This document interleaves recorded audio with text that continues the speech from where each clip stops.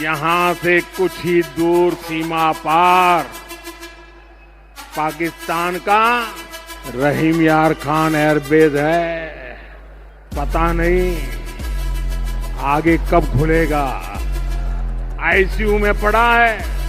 भारत की सेना के अचूक प्रहार ने इस एयरबेस को तहस नहस कर दिया है। पाकिस्तान के साथ न ट्रेड होगा न टॉक। अगर बात होगी तो सिर्फ पाकिस्तान के कब्जे वाले कश्मीर की, पीओके की।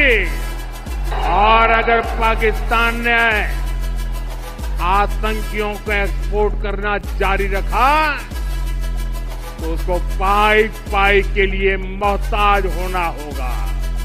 पाकिस्तान को भारत के हक का पानी नहीं मिलेगा। भारतीयों के खून से खेलना पाकिस्तान को महंगा पड़ेगा। ये भारत का संकल्प है और दुनिया की कोई ताकत हमें इस संकल्प से टिका नहीं सकती है।